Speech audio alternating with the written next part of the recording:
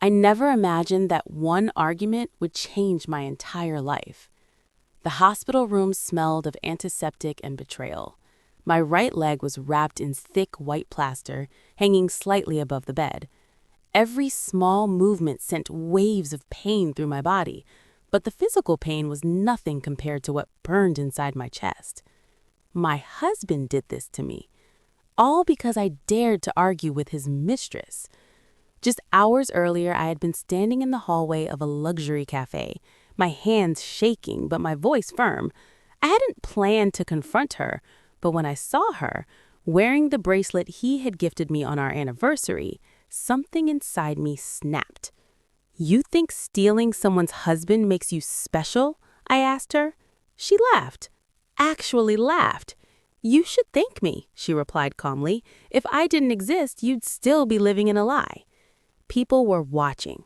I didn't care. "What about shame?" I asked. "What about morals?" That's when she leaned closer and whispered words that destroyed me. "He doesn't love you. He stays with you because you're weak." I slapped her. I'm not proud of it, but I don't regret it either. That evening, my husband came home furious. His eyes weren't angry, they were cold. "You embarrassed her," he said. Her. Not me. Before I could explain, before I could even speak, he pushed me. I fell down the stairs. I heard a crack, then darkness. When I woke up in the hospital, he stood beside my bed, arms crossed. "This is what happens when you forget your place," he said flatly. "Don't ever challenge her again." Tears streamed silently down my face. He thought I was helpless. He thought I had no one. What he didn't know was who my father really is. And when he finds out, this broken leg will be the smallest price he pays. The hospital room was silent, too silent. Machines beeped softly, reminding me that I was still alive, even though a part of me felt dead. I stared at the ceiling, replaying my husband's words again and again. "Know your place." If only he knew.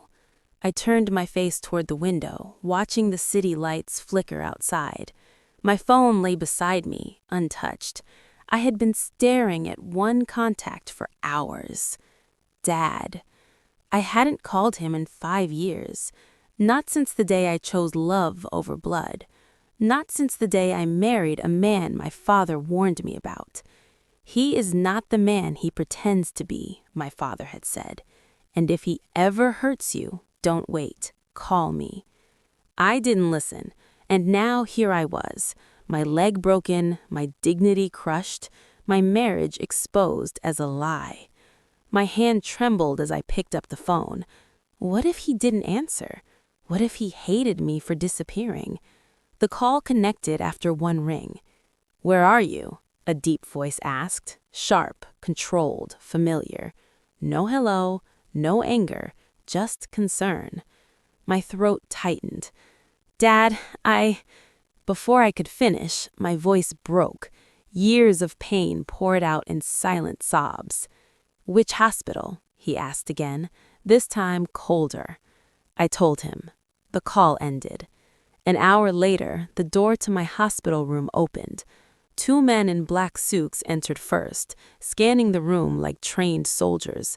Nurses froze in their steps. Even the doctor stood up straight. Then he walked in. My father. Tall, calm. His hair was streaked with silver now, but his presence still filled the room like a storm waiting to break. His eyes landed on my plastered leg, and something dangerous flickered behind them. He walked to my bed slowly. "Who did this?" he asked quietly. I swallowed. "My husband." Silence. The kind of silence that screams. "He pushed me," I continued, "because I argued with his mistress." My father closed his eyes for a brief second. When he opened them again, there was no emotion left, only decision. "I warned you," he said softly, "but you are still my daughter." He turned to one of the men. "Find everything," he ordered. "His business, his money, his secrets. I want it all on my table by morning." The man nodded and left. I stared at my father, suddenly realizing how little my husband truly knew about me. He thought I was just a quiet wife, a woman with no power, no backing. He had no idea that my father was the man politicians feared, businessmen bowed to, and enemies never lived long enough to challenge twice. My father leaned closer to me. "You will not cry anymore," he said firmly. "From today on, you will watch." "Watch what?" I whispered. He straightened up. "Watch the man who broke you beg for mercy." Outside the room, my husband laughed on the phone, completely unaware that his life was already falling apart. And this time, no one was going to save him. My husband came to the hospital the next morning with fake concern painted on his face. He brought flowers, cheap ones. He always hated spending money on me. "How are you feeling?" he asked, glancing at my leg as if it were an inconvenience, not a crime. I stayed quiet, not because I was afraid, but because my father had told me one thing before leaving the night before. Let him believe he still has control. My husband smirked, mistaking my silence for weakness. "Good," he said. "Once you're discharged, you'll stay home. No unnecessary drama anymore." Drama. That's what he called betrayal, violence, and humiliation. He leaned closer. "And don't even think about telling anyone. You know no one will believe you." Behind him, the door opened quietly. My father walked in, this time alone. My husband turned and froze. "Who is this?" he asked rudely. My father looked him up and down slowly, like one inspects something already broken. "I'm her father," he said calmly. My husband laughed. "Her father? And who are you exactly?" My father smiled. It was not a friendly smile. "I'm the man," he replied, "who just bought 62% of your company shares this morning." The color drained from my husband's face. "That's impossible," he stammered. "Those shares aren't for sale." "They were," my father said, pulling out a folder and placing it on the table. "When your partners found out about your secret offshore accounts, tax evasion, and forged signatures." My husband stepped back. "You're lying." The door opened again. This time, 2 uniformed officers walked in. "Mr. said one of them, "you are under investigation for domestic assault and financial fraud. Please cooperate." My husband turned toward me, panic flooding his eyes. "You did this?" he hissed. I met his gaze calmly. "No," I said softly. "You did." His phone rang. He answered with shaking hands. "Sir," a frantic voice said on the other end, loud enough for all of us to hear, "the board has removed you as CEO, your accounts are frozen, and the media is outside." The mistress arrived at the hospital an hour later, furious, confused, screaming. "They're saying he's bankrupt. Tell them it's a mistake." Security escorted her out. Later that evening, the news channels exploded. Prominent businessman arrested. Domestic violence scandal rocks elite circles. Hidden affairs, illegal money trails exposed. My husband sat in a holding room, staring at the wall, repeating the same sentence over and over. I didn't know who she was." My father stood beside my bed once more. "This is only the beginning," he said. "He took your dignity. I will take everything else." I looked at my broken leg. For the first time, I didn't feel weak. I felt powerful, because the man who thought he owned me was now begging the world to forget his name. And the mistress, she was about to learn a lesson too. The courtroom was packed. Cameras, reporters, whispers crawling through the air like poison. I was wheeled in slowly, my legs still in plaster. Every eye turned toward me, not with pity anymore, but with curiosity. The woman they once ignored was now the center of a scandal shaking the city's elite. My husband stood on the opposite side. No suit, no confidence, no power. Dark circles under his eyes, his hands trembling slightly. This was the same man who once told me I was nothing without him. He didn't look at me at first, but when he did, his eyes widened in fear, because for the first time, I wasn't afraid of him. The judge entered. Silence fell.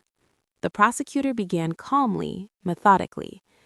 Your Honor, this case is not just about domestic violence. It is about years of emotional abuse, financial manipulation, infidelity, and an attempt to silence a woman who dared to speak.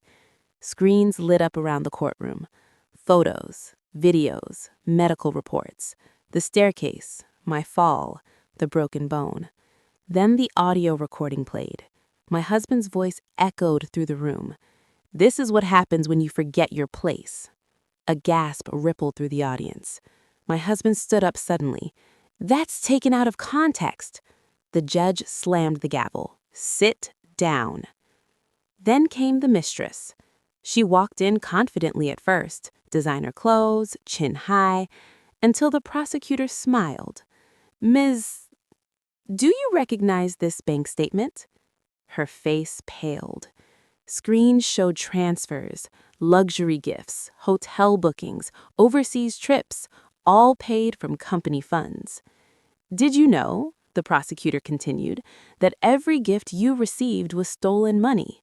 She shook her head. I didn't know. Another file appeared. Messages. Her words. She's weak. She won't leave. If she breaks, it's not our fault. The courtroom exploded with murmurs. Her confidence shattered. She turned toward my husband. You said this would never come out. He stared at her like she was a stranger. No, he whispered. You ruined everything. She laughed hysterically. I ruined it? You pushed your wife down the stairs.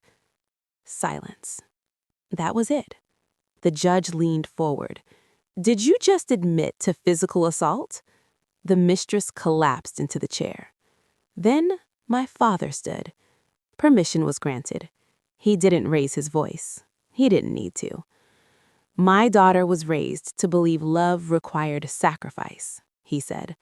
But love does not require broken bones. He turned slightly toward my husband. You thought silence meant weakness. In our family, silence meant restraint. He sat down. The verdict followed. Guilty on all counts. Domestic violence, fraud, abuse of power. My husband fell to his knees. I'm sorry, he cried, turning toward me. Please, say something. Tell them you forgive me. All eyes turned to me. The judge nodded. You may speak. I took a breath. Slow, steady. I forgive myself, I said quietly, for staying too long, for believing lies, for thinking love meant pain. I looked at him directly. But I will never forgive you. Tears streamed down his face as officers pulled him away. Outside the courthouse, cameras flashed. Do you feel like you got justice? Someone shouted. I looked straight ahead. Justice, I said, is not revenge. It's freedom. The mistress was fired, shunned, erased by the same society she thought she ruled. My husband was sentenced. And me? I went home, not to fear, but to healing. Weeks later, I stood on my balcony leaning on a cane, sunlight warming my face. My father stood beside me. You stood strong, he said. I smiled softly. No, I replied. I learned how strong I always was. The woman with the broken leg was gone. In her place stood someone unbreakable. 6 months passed. The world moved on from the scandal, but I didn't rush to forget it. Healing doesn't come from pretending nothing happened. It comes from finally accepting the truth. My leg healed slowly. Every step I took without support felt like a small victory. Physical pain faded faster than the memories, but I didn't run from them anymore. I faced them, one by one. I filed for divorce, not in anger, not in desperation, but with calm certainty. The man who once controlled every part of my life now had no place in it, not even in my thoughts. The court granted everything in my favor: assets, compensation, protection. But the greatest thing I gained wasn't written on paper. It was my name. I went back to using it. No longer someone's wife, just me. With my father's support, but never his shadow, I rebuilt myself. I didn't want power handed to me. I wanted to earn my place. I opened a foundation for women who had nowhere to go, women who stayed silent because fear felt safer than truth. On opening day, dozens of women stood beside me, some with bruises, some with tears, some with hope for the first time. I stood at the podium, heart steady. I was told silence was my place, I said. Today, I stand here to tell you your voice is your power. The applause wasn't loud. It was real. One evening, months later, I visited the prison, not for closure, but to prove something to myself. He sat across the glass, thinner, older, broken. He looked up like a man seeing a ghost. "I lost everything," he whispered. I nodded. So did I. Silence hung between us. "I loved you," he said weakly. I met his eyes. "No," I replied calmly. "You loved control, and when you lost it, you became violent." Tears rolled down his face. "If I could go back." "You can't," I said gently, "and neither can I." I stood up. "This is the last time you see me." And I meant it. Outside, the sky was clear. For the first time in years, I breathed freely. Life didn't suddenly become perfect, but it became mine. I traveled, I learned, I laughed without fear. Sometimes people asked, "Do you believe in love again?" I smiled. "I believe in respect," I answered, "and if love comes with it, good. If not, I'm still whole." On my birthday, my father handed me a small box.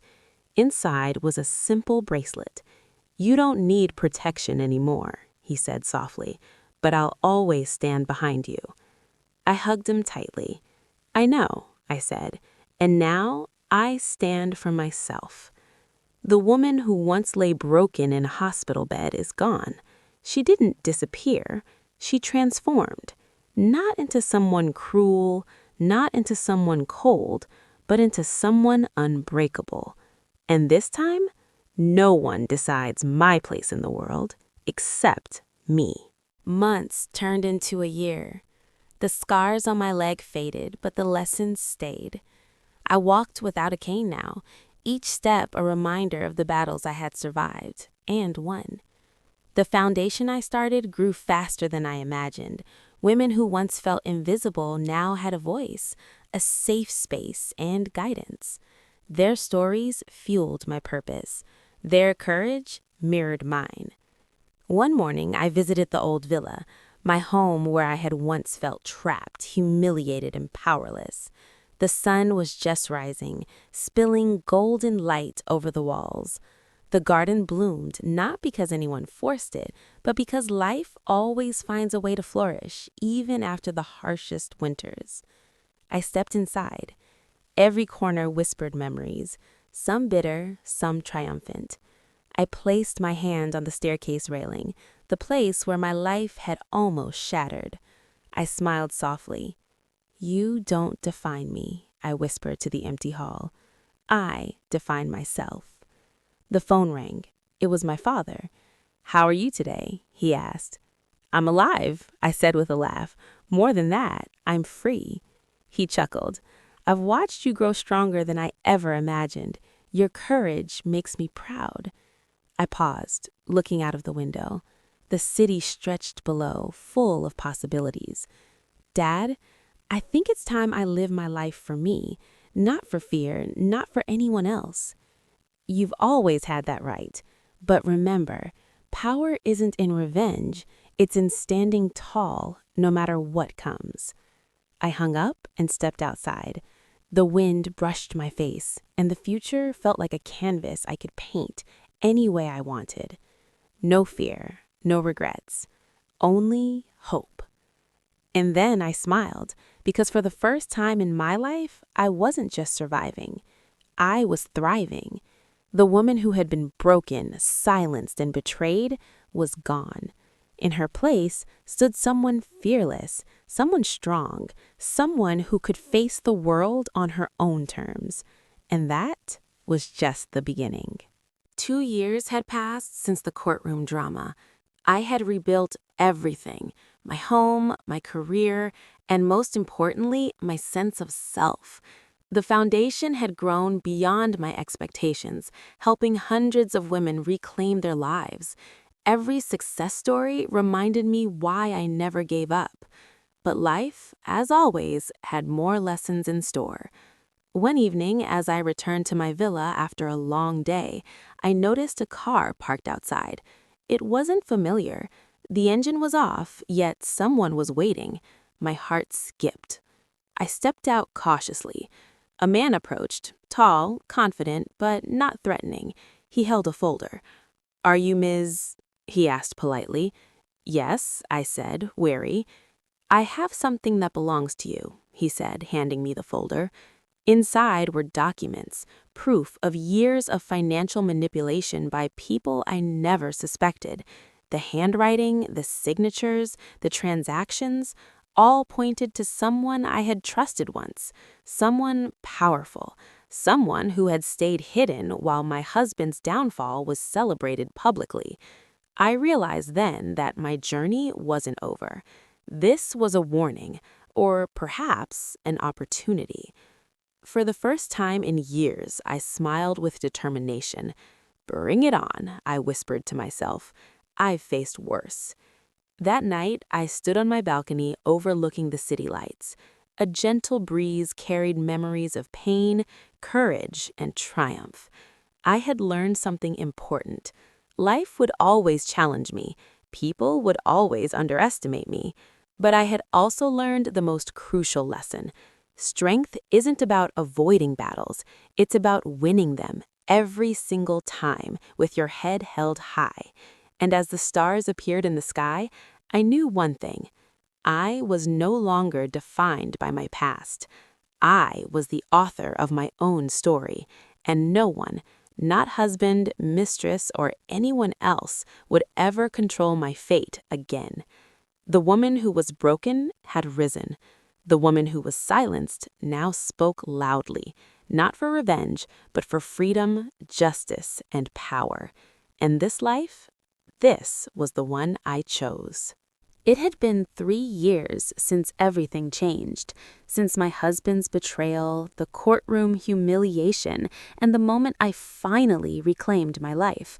My foundation had grown beyond my wildest expectations, touching the lives of women across the country. Every day, I woke up knowing I was making a difference. But life has a way of reminding you that the past never truly disappears. One morning, as I was reviewing documents for a new project, a package arrived at my villa. No return address. Inside, neatly folded, was a photograph, a memory I had buried long ago. My ex-husband, smiling alongside a man I didn't immediately recognize, and beneath it, a single note. Not everything has been revealed. My pulse quickened. Questions raced through my mind. Who sent this? Why now? And what did they mean by "not everything has been revealed"? I called my father immediately. He arrived within the hour, his usual calm demeanor intact, but his eyes sharp with concern. "This isn't just a reminder," he said, examining the photograph. "It's a warning. Someone from his world, someone powerful, might still be manipulating events from the shadows." I realized then that my life, though victorious, was not completely safe. But instead of fear, I felt resolve. I had faced betrayal, humiliation, and broken trust before, and I had survived. I was stronger than ever, and this time I wouldn't just react, I would take control. Over the next few days, I began quietly investigating the connections revealed in the photograph. Every lead led me deeper into a web of deception I hadn't anticipated. I discovered that my ex-husband's so-called mistress had been just a small player in a much larger network of greed and corruption, people who underestimated me, just as my husband had. I prepared meticulously, planning each step with the precision my father had taught me. No more accidents, no more being underestimated. This time, I would confront the network head-on, not with violence, but with intelligence, strategy, and leverage. One evening, I arranged a meeting with a key figure connected to my ex-husband's remaining empire. The room was dim, tension thick in the air. He sneered at me, clearly expecting fear. "I've heard about you, the broken wife turned avenger." I smiled faintly. Not broken, not avenger, just someone who refuses to be controlled. Over the next hour, I revealed evidence, connections, and transactions that none of them expected me to uncover. Every revelation toppled their confidence. Every truth exposed left them scrambling. By the end, they realized what I had learned. The woman they thought weak was the only person capable of dismantling their entire operation. Walking out of that meeting, I felt a rush of empowerment unlike anything before, not because I had defeated them, but because I had proven to myself, again, that strength is not just about surviving, it's about mastering your circumstances. That night, I stood on my balcony looking over the city.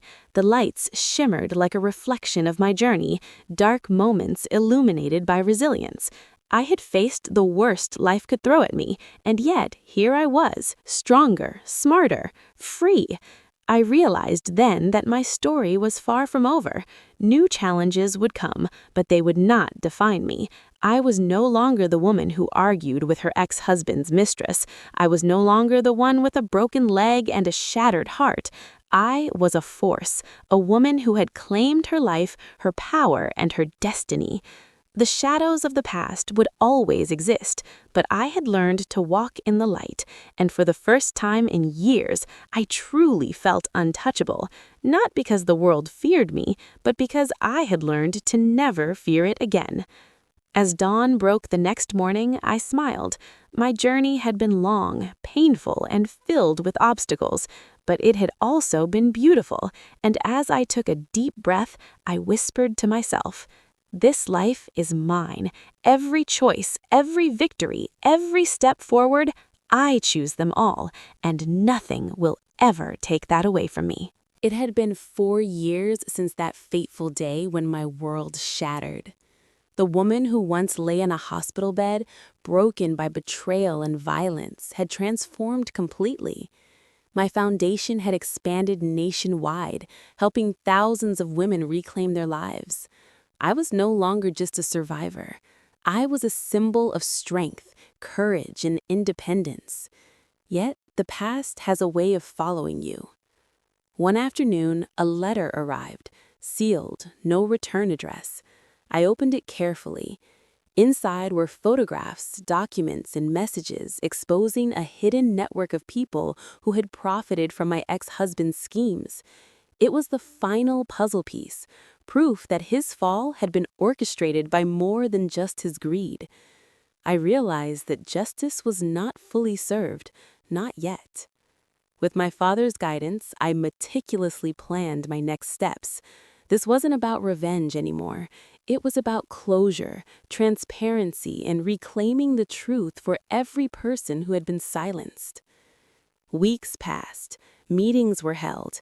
Every document was verified. Every connection traced. The network began to unravel under our scrutiny.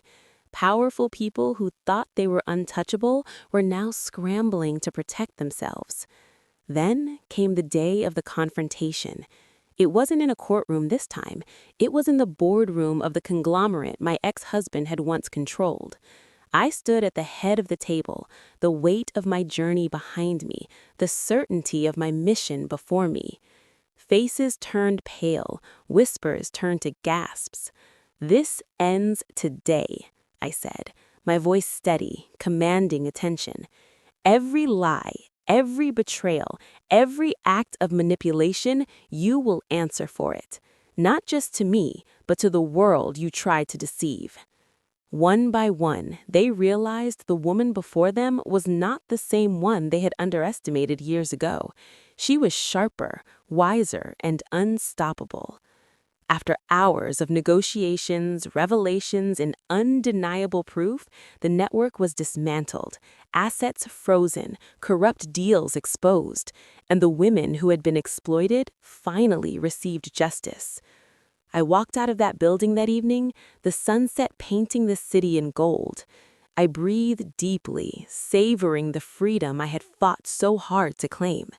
For the first time, there were no chains, no shadows, no threats, only possibilities.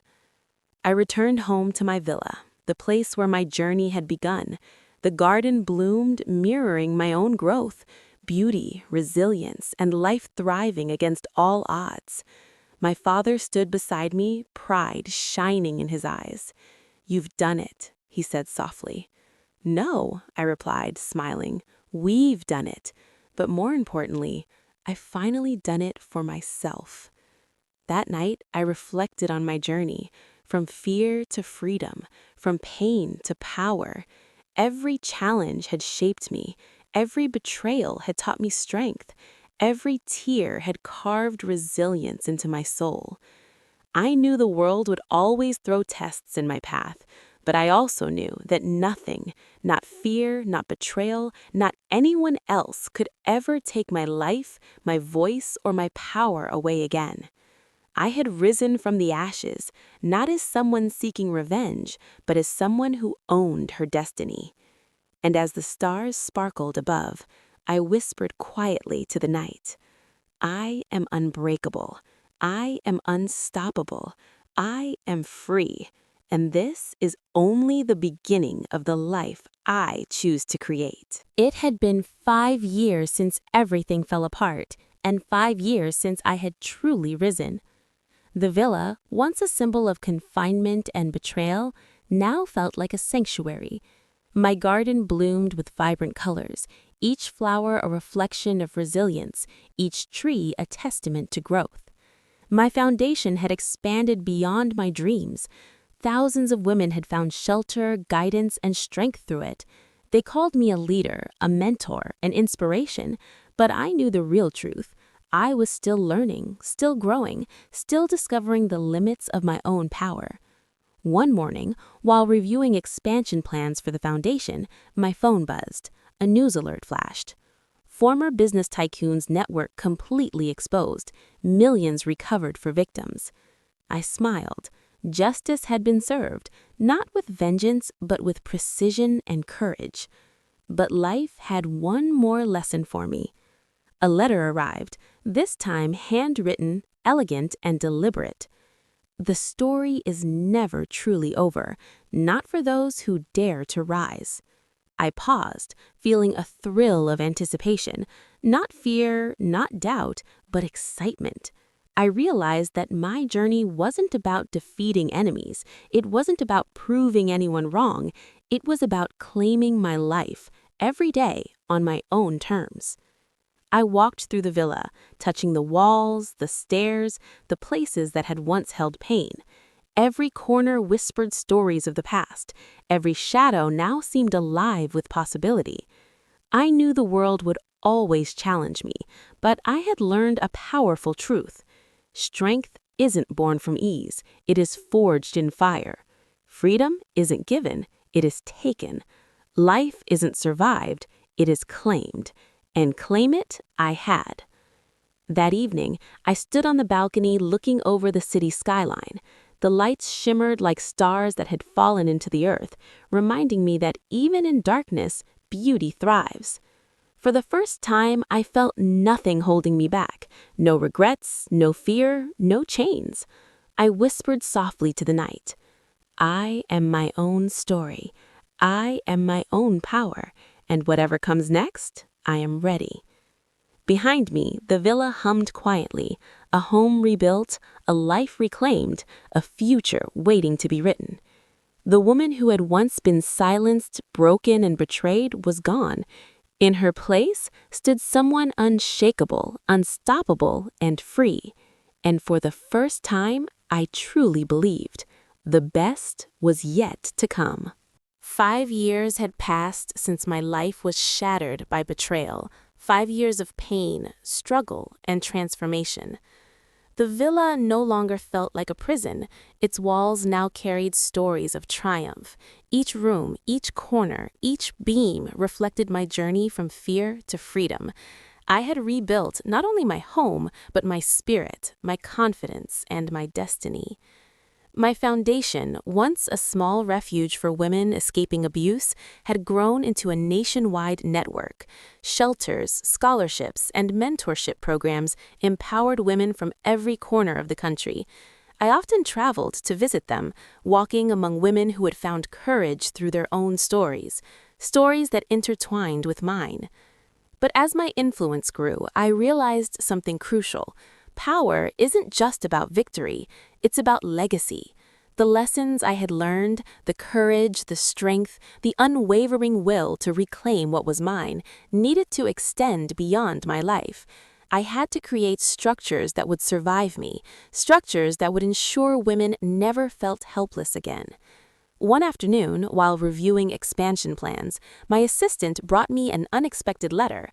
It was heavy, sealed with an emblem I didn't recognize. Inside were documents and photographs revealing a new layer of corruption, people who had benefited indirectly from my ex-husband's network, people who thought they were untouchable. It was subtle, carefully hidden, but unmistakable. I realized then that life's battles never truly end, they only evolve. But this time I wasn't afraid. I didn't feel anger or fear, I felt clarity. I organized a team, legal experts, investigators, and allies I had trusted for years. Together, we meticulously traced every connection, every hidden deal, and every secret account. By the end of the month, we had uncovered evidence that would not only prevent further injustice, but also empower countless others. During this time, my personal life flourished too. I traveled, learned new skills, and immersed myself in passions I had abandoned for too long. Art, literature, self-defense, and leadership seminars became part of my daily life. I had learned that true empowerment doesn't just come from defeating enemies, it comes from enriching your mind, body, and spirit. One evening, as the sun dipped below the horizon, I stood on the balcony of my villa, the wind brushing my face. The city stretched below, alive and vibrant. I felt a sense of fulfillment I had never experienced before. Yet, there was something thrilling about the unknown, the possibility that life still held surprises, challenges, and opportunities I hadn't yet imagined. I smiled, realizing that my story wasn't just about revenge or survival. It was about building a life of intention, courage, and freedom. A life where fear had no place, where strength wasn't questioned, and where my choices were truly mine. And in that moment, I made a silent promise. No matter what comes next, I will face it with the same courage that brought me here. I will rise, always. The shadows of the past were still there, faint but powerless. I had outgrown them. And as I looked toward the stars, I understood the truth I had always known. Freedom is not given, it is claimed. And I had claimed mine, completely, unapologetically, forever. The woman who had once been broken, silenced, and betrayed was gone. In her place stood someone unstoppable, unshakable, and ready for whatever the world had in store. And for the first time, I truly believed that the best was not behind me.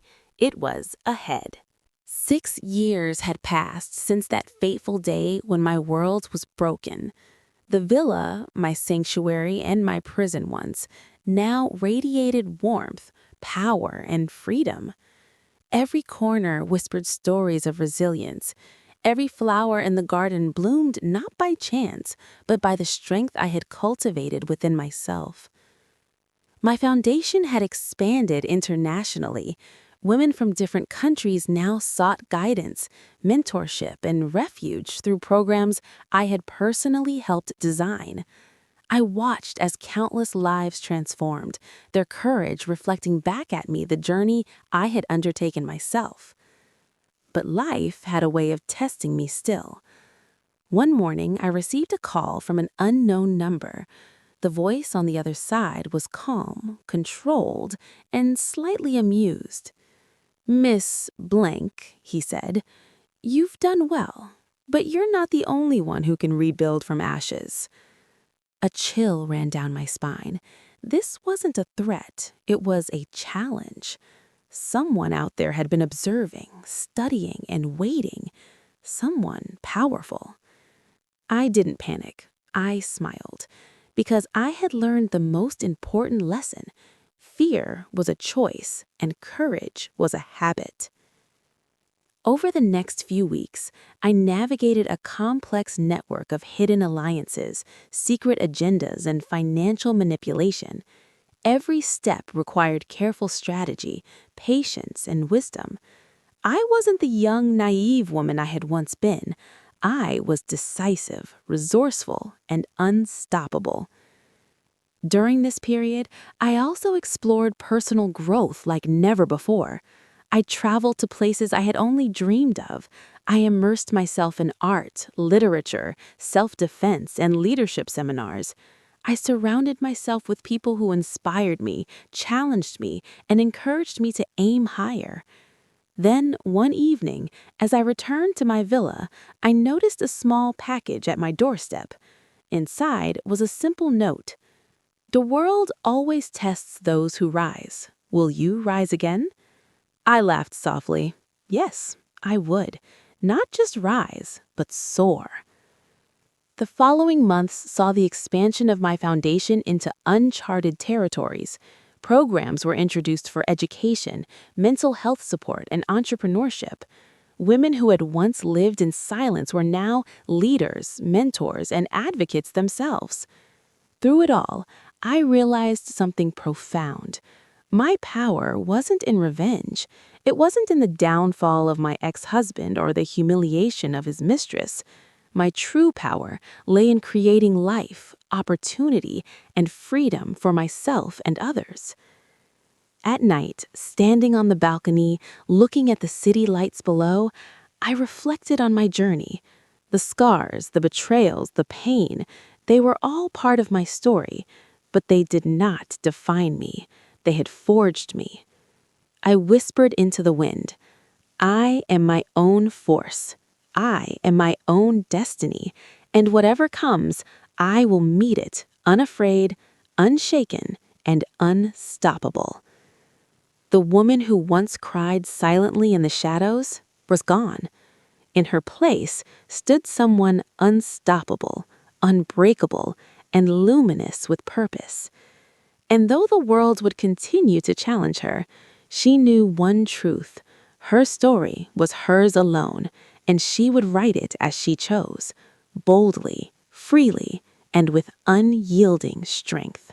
7 years had passed since the day my life was shattered and rebuilt from the ashes.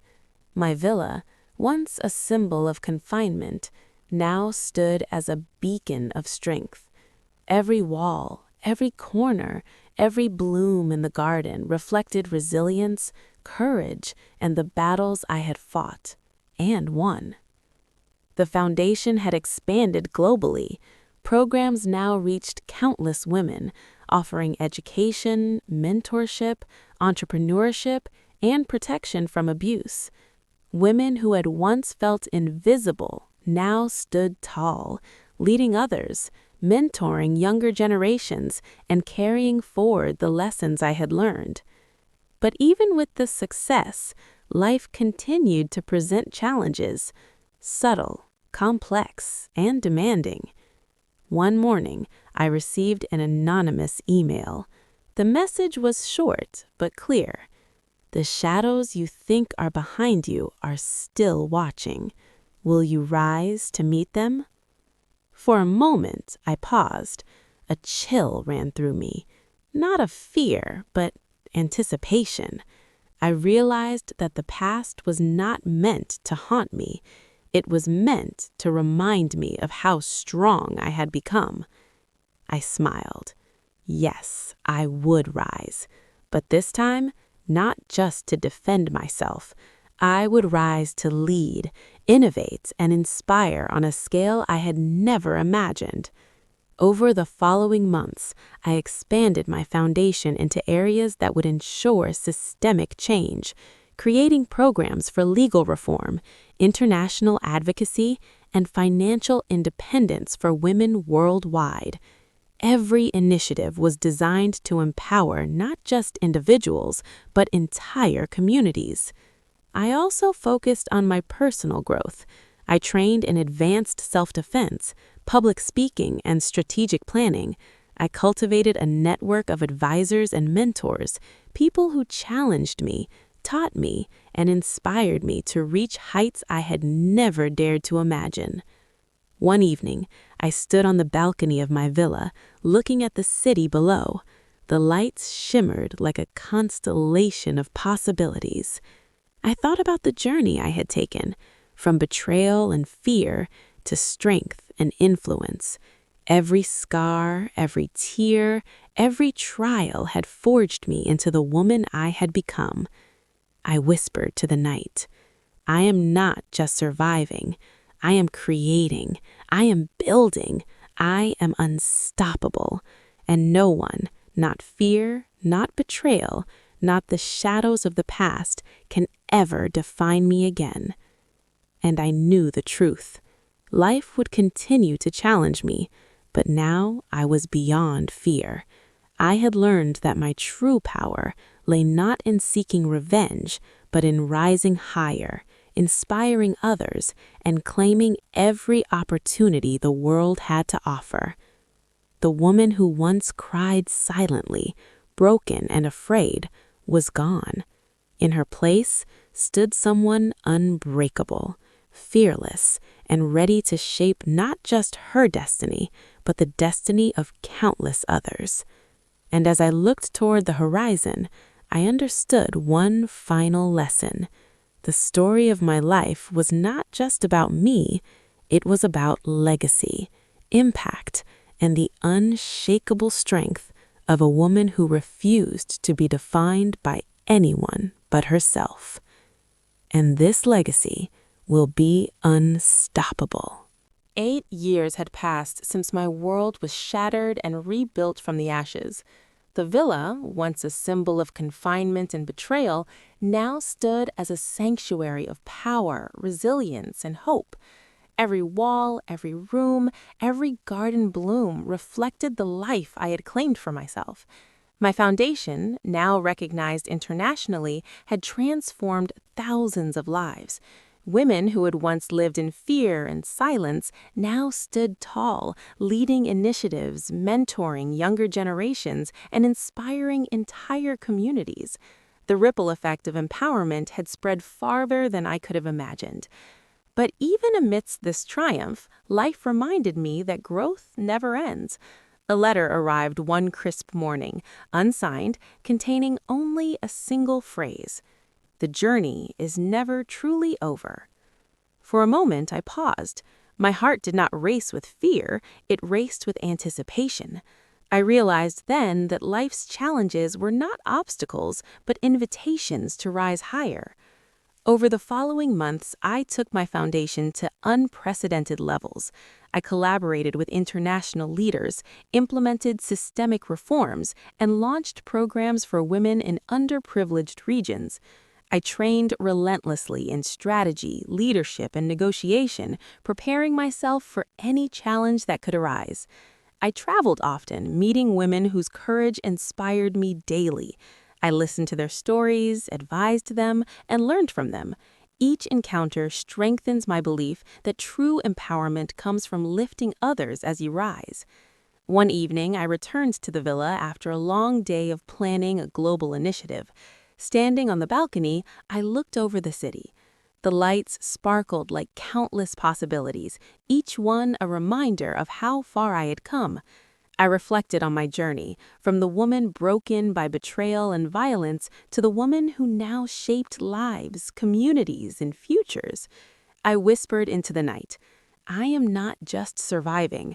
I am not just winning. I am creating. I am leading, and no shadow, no betrayal, no past can ever define me again.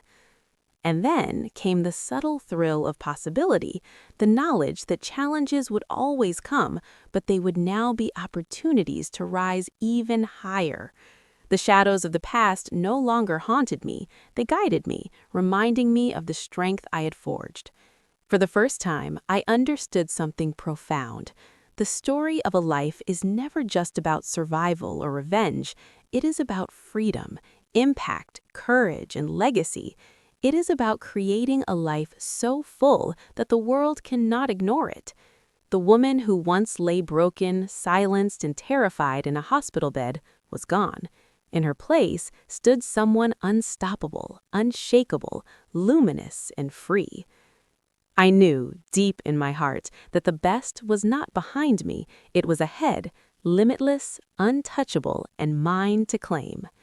As the stars shone about that night, I whispered one last truth to the universe. I am the author of my destiny, the architect of my life, and no one will ever write my story but me. And with that, I turned away from the balcony, ready to continue a life that was no longer dictated by fear, betrayal, or expectation, but by my own vision, my own courage, and my own unstoppable will.